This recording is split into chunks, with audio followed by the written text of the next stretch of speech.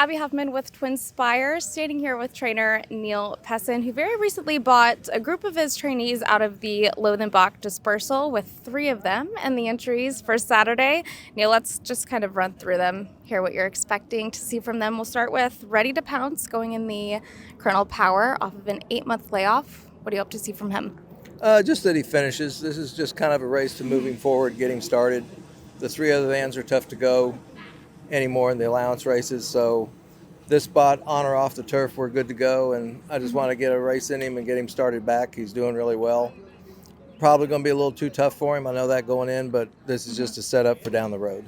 And then Flatter Me Silly is also coming off the bench. She's got 2 wins to her name, both over this turf course here, I believe. What do you hope to see from her?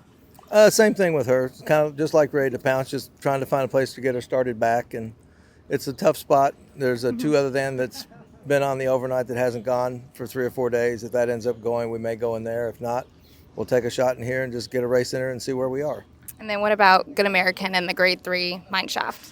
I think Happy American will win. Race sets up pretty well for him. He's doing extremely well.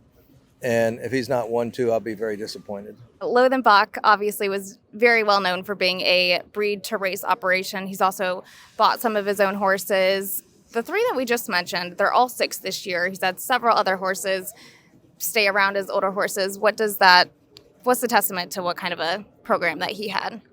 Well, he never pushed us to do anything. I mean, like I had Belle could go to the Breeders' Cup, and I told him I didn't think it was the best thing for her, and he said, fine, do what you think is best. And if we ever wanted to give a horse time off, not because they were injured or, he didn't have a condition book in his pocket telling you, well, there's another race for her in 3 weeks, like a lot of owners will do. He let us do what we thought was best for the horse. And sometimes just mentally they need to take a break. And it's not always physical. And he would say, go ahead and do it.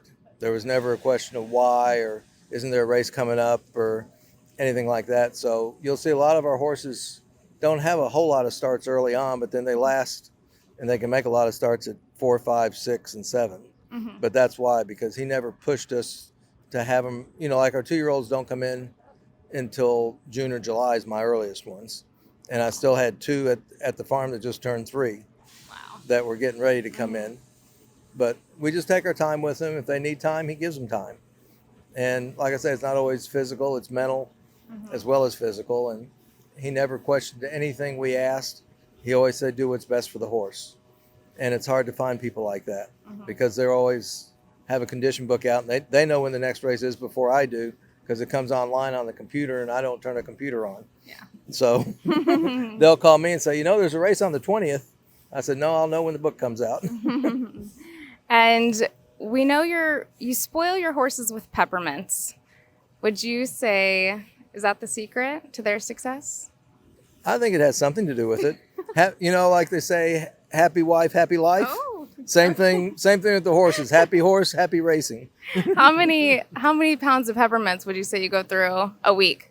Ooh, that's tough. Well, Sam's has those big bags that are 600 count mints, and I'll go through 2.5 to 3 bags a week. Plenty of peppermints for these horses. Best of luck this Saturday. Thank you very much. Hopefully we do well.